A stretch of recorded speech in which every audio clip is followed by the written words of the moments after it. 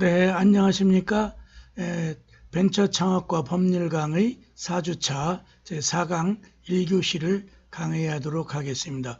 오늘 강의는 크게 여러분들이 창업 기업은 어떻게 창업을 해야 되는지에 대한 개요를 좀 1장에서 설명하고 2장에서는 벤처 창업과 기업가 정신, 제 한 학기 강의 중에 가장 제가 강조하고 싶은 게 기업가 정신이죠. 어떤 창업을 한 사업가, 기업가로서의 열정과 또 어떻게 성공한 CEO가 될 수 있는가. 그래 한국의 대표적인 창업 성공자인 현대 그룹의 창업주인 정주영 회장에 대한 기업가 정신도 짧게 소개하겠습니다. 2장에서.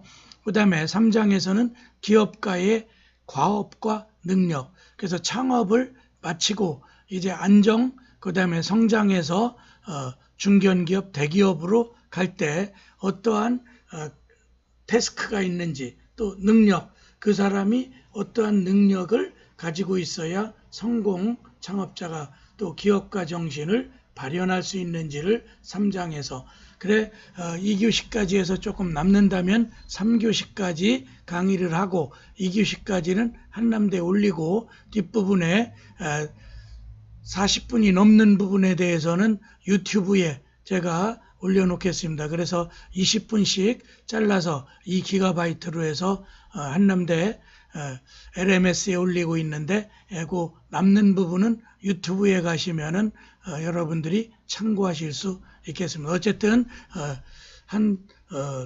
2교시에 해보고 남는 부분은 3교시로 넘어가는 그런 강의 진행 방법이 되겠습니다.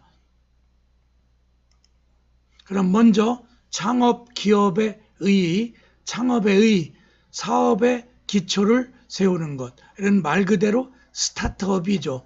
처음 출발해서 그 창업 기업의 털을 닦아서 기초, 기반을 담는 게 창업이겠죠.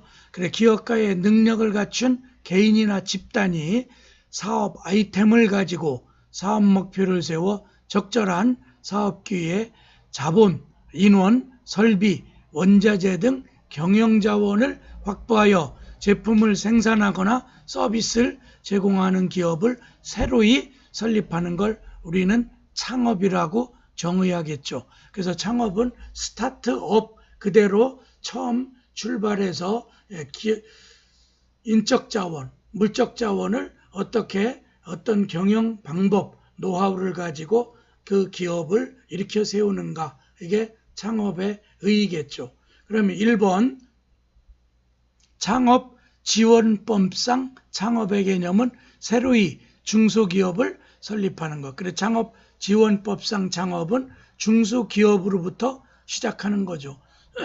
이미 대기업이 돼서 있으면 창업할 필요가 없겠죠. 처음에는 규모도 작고 자본금도 작았지만은 그 중소기업이 중견기업 또 대기업 또 더 잘 된다면 이른바 유니콘 기업, 매출액 1조 원을 능가하는 그런 기업. 지금 요즘에 신문에서 가장 뜨는 기업이 그 방시혁이 BTS 공연을 가수들의 공연을 주로 하는 빅히트사라는 그런 엔터테인먼트 회사죠. 서비스업이라 그렇게 많은 창업 비용이 초창기에는 들지 않았을 텐데 어쨌든 그러한 하나의 K-팝이 한국 가요가 세계를 이렇게 이루이로 제패할 수 있는 그런 기반을 닦았다는 데서 이제는 유니콘 기업을 넘어서 유니콘 기업 몇 개의 매출액을 달성할 수 있겠죠. 그래서 어젠가도 보니까 BTS의 1인당 매출액은 5천억이 넘는다. 그럼 7명이면 3조 원이 넘는 거죠. 그리고 또 그다음에 전체 그 기업의 가치, 이제 그 기업이 상장되면은 주식이 공개되면서 엄청난 가치를 올리겠죠. 그래서 여러분들도 그걸 목표로 해서 한번 창업 계획을 세워보세요.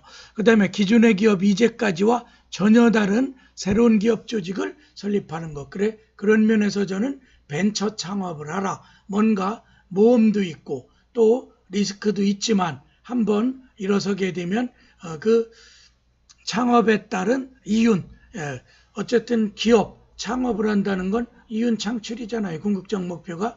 거기에 가치 창출이니 이런 개념이 끼어들긴 하지만, 그래서 새로운 기업 조직을 설립해내는 게 창업의 개념이고, 그 다음에 세 번째는 기존의 기업이 이제까지 전혀 다른 새로운 종류 제품을 생산하거나 판매하는 일을 시작하는 것. 그래서 새로운 제품을 만든다는 속에는 업종 전환, 그래서 서비스업에서 제조업으로. 그래 종전에는 뭐 요식업 같은 건 다 서비스죠. 교육사업 이런 게 서비스업인데, 거기에서 이제는 본격적인 뭐 교육, 교부제를 만드는, 요즘처럼 이제 비대면 교육이 활성화되면서 비대면 계약을 이렇게 제작할 수 있는 그런 도구를 만든다라든가 이러면 교육 서비스업에서 제조업으로, 이것도 넓은 의미의 창업에 들어간다. 그래서 창업지원법에는 중소기업, 또 새로운 기업 조직 형성, 그 다음에 새로운 종류 제품 만들기, 업종 전환을 포함한 개념이다.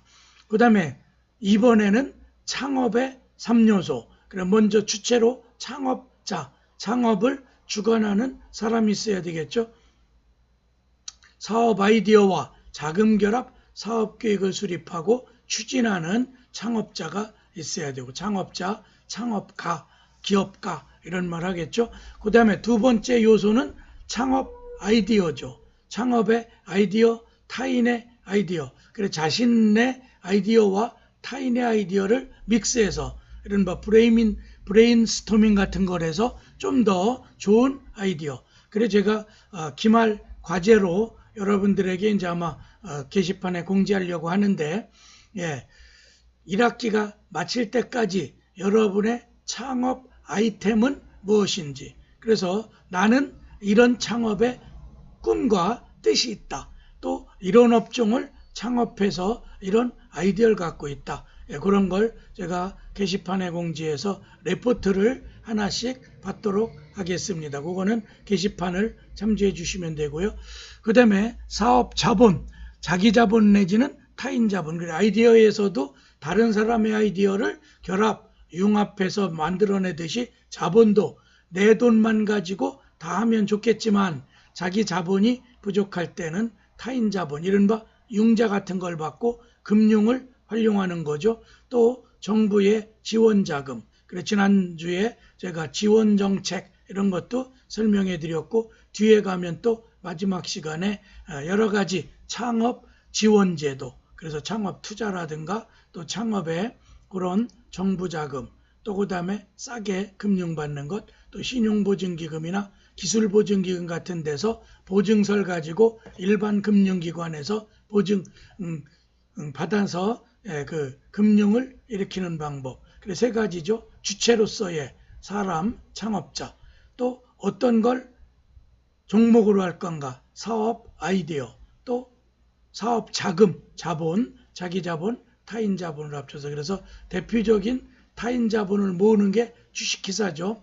주식회사는 주식을 발행해서 거대의 회사를 만들 수 있는 여건이 돼 있죠. 타인 자본을 끌어모으는 방법. 또 요즘에는 펀드제도 있죠. 프라이빗 펀드죠. 어쨌든 펀드. 그래서 이제 여러분이 좋은 아이템을 가지면 펀딩을 통해서 또 그거를 알선해주는 전문 펀드회사들이 있죠. 그런 식으로 해서 창업자, 사업 아이디어, 사업 자본, 요 3요소를 염두에 두고 창업을 계획해야 된다.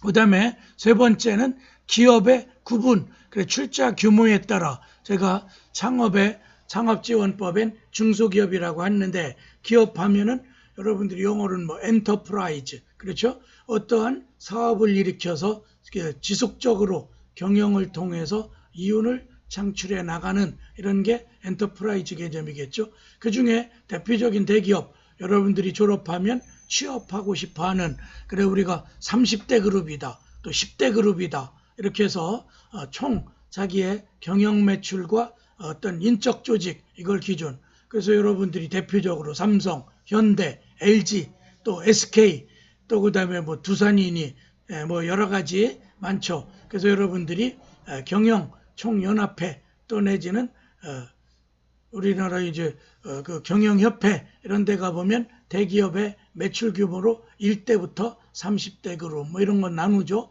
또 그 다음에 중소기업. 그래 이제 국가 어디든 중소기업은 보호하려고 하고 중소기업을 엑셀레이팅해서 대기업, 중견기업으로 키우자는 게 어느 나라든 중소기업 정책일 거예요. 그래 우리나라 중소기업 중앙이라고 해서 중소기업 사업자, 사장들이 모여서 만든 민간 단체도 있고 또 정부는 지금 이제 또 우리나라 부처 중에 하나 중소벤처기업부, 종전에는 중소기업청, 그러다가 부로 승격하면서 중소벤처기업부 뭐 이런 식으로 거기에도 벤처란 이름이 있잖아요. 제 강좌명과 유사하게. 그래 중소기업을 보면 그 안에 또 분류가 소기업, 이른바 아주 작은 뭐 종업원 10명이야. 그래서 우리가 자영업자 또 그 다음에 소상공인 이런 말도 쓰죠. 그래서 생업이나 가업적 성격에 가까운 아주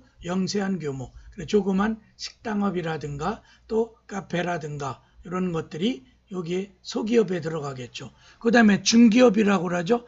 영세한 규모에서 좀 탈피하여 종업원이 한 50명에서 100명 내위 뭐 이 정도 되면 중기업쯤 되겠죠. 기본적 경영조직의 틀을 구축해서 이제는 아주 대기업은 아니지만 중견기업으로 가기 전에 어느 정도 규모도 있고 또 직원들도 한 50명 내지 100명 사이드에서 어느 정도, 그 다음에 자본금도 한 뭐 100억대 몇십억은 넘어서는 중기업이죠. 그 다음에 대기업 가기에 거의 규모가 이제 덩어리가 커져서 한 500명 내지 1000명 내외 중견기업이라고 하죠. 그래 중소기업의 범주에는 상위 그룹에 속하며 대기업을 향해서 성장하고 있는 기업. 그래 이제 조만간에 주식을 상장한다라든가 또 주식회사로서의 중견기업으로 매출액이 몇백억은 이제 넘어서서 거의 대기업 수준, 최소한 100대 그룹 안에는 들어갈 수준을 갖춘다라든가. 그래서 중소기업을 소기업, 중기업, 중견기업, 여기에는 인적 구조의 조직 구조와 인원수 되겠죠, 직원. 그 다음에 자본 구조, 자본 규모가 어느 정도든 또 연간 매출액이 몇백억 이상 되는지 이렇게 해서 소기업, 중기업, 중견기업 이렇게 나눈다. 어쨌든 일반적인 기업의 분류 형태였고요.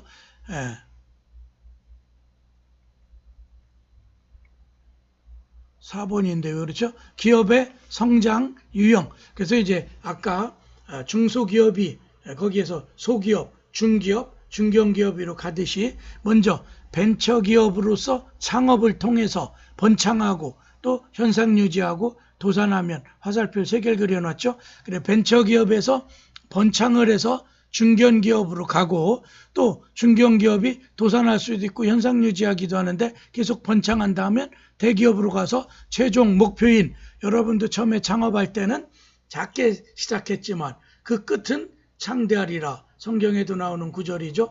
어쨌든 이렇게 해서 커가는, 그래서 우리 이제 중소기업을 밑에 소기업 또 유지, 도산이면 이제 뭐 파산이 되는 것이겠고, 그래 소기업이 번창하면 중기업으로 되죠. 또 유지, 도산인데 상승하는 번창이 되면 중견기업이 돼서 대기업으로 간다. 그래서 성장 유형의 그 그래프를 통해서 여러분들이 그래서 대기업까지 가는 기간, 그때까지 살아남는, 그래서 기업이 하나 창업을 해서 도산될 때까지를 라이프 사이클. 또 여러분들이 제품의 생애주기 뭐 이런 얘기도 많이 하죠. 보통 제조업에서 생산한 제품은 3개월, 5개월, 9개월 이런 식으로 성장을 하면서 그 제품이 계속 매출액이 늘어나는 이런 것도 라이프 사이클이라고 하고, 또 창업을 해서 벤처기업으로서 창업을 시작해서 소기업으로 시작했는데 그게 중기업을 거쳐서 규모가 이제 날로 커지죠. 중견기업에서 마지막에 대기업 목표까지, 그게 여러분의 창업의 꿈이자 목표. 그래서 유니콘 기업이 돼서 매출액 1조 원을 거뜬히 넘었다. 그러면 주변에서 많은 펀딩도 이루어질 것이고 승승장구하고 또 대기업 범주에 들어가면 그 창업, 여러분이 목표했던 꿈은 이루어지는 거죠. 그래, 꿈은 이루어진다. 그렇죠? 예, dream true, come true 뭐 이런 식으로. 그래, 벤처기업부터 시작을 해서 저도 이 창업 강의에 못해는 벤처기업부터 리스크 또 4차 산업혁명과 관련되는 그런 창업을 해라. 이게 저의 일관된 그런 주장이죠. 그 다음에 벤처기업의 창업이라고 해서 창업기업의 의의 세 번째, 뭐 이게 5번째쯤 될 텐데, 그렇죠? 국가별 벤처기업 규정을 보면 미국은 중소기업 투자법에서 위험성이 크나 성공할 경우 높은 기대 수익이 예상되는 신기술 또는 아이디어를 독립기반의에서 영위하는 신생기업 New Business with High Risk, High Return 다시 돌아온다. 스타트업에서 리턴하는, 그래서 중견기업에서 대기업으로 성장할 초창기의 신생기업. 미국은 이렇게 정의하죠. High Risk, High Return. 또 일본은 중소기업의 창조적 사업활동 촉진에 관한 임시조치법. 법률 명칭이 좀 길죠. 우리나라 법명칭과 유사해. 우리도 이런 법을 만들어서 중소기업 지원법 이런 게 있는 거와 비슷하죠. 예, 그래서 중소기업으로 R&D 투자 비율이 총 매출액의 3% 이상인 기업, 창업 후 5년 미만인 기업으로 규정하는 걸 일본의 중소기업 창조적 사업 등 촉진 등에 관한 조치법, 임시조치법. 그래서 좀 뭐 중소기업 특별조치법 뭐 이런 식이 되겠네.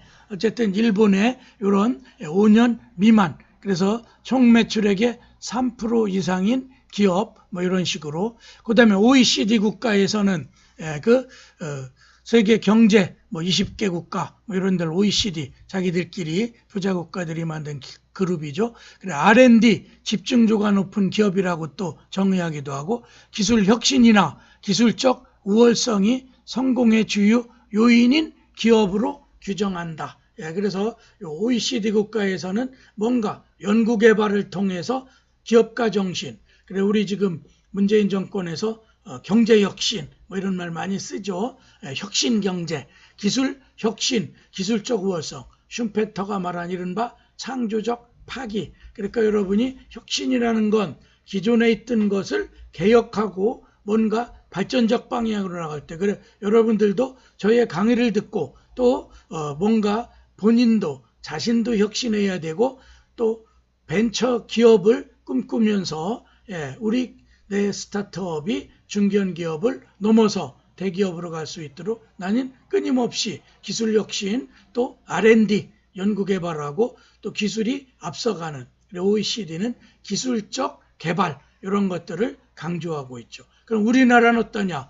기술성이나 성장성이 상대적으로 높아 정부에서 지원할 필요가 있다고 인정하는 기업으로 벤처기업 육성에 관한 특별조치법의 4가지 유형, 지난주 제가 강조했던 것들이고, 한 가지를 만족하는 기업, 그래서 중소기업일 것, 또 어떤 기술을 개발하고 이런 촉진하는, 그 다음에 리스크를 어느 정도 감수하는 그런 기업 4개의 기준 지난주 설명했었죠. 그래 우리는 벤처기업 육성법 여기에서 이런 그 벤처기업에 대한 개념 정의를 해놓고 있다. 그래서 벤처기업에 해당되면 벤처기업 육성법에 따라 정부의 지원을 받을 수 있고, 세제 혜택이라든가, 그렇죠? 또 그 다음에 거기 지원제도라든가 이런 것들을 다 제가 벤처기업 설명하면서 벤처 창업에 대한 강의를 이미 했죠.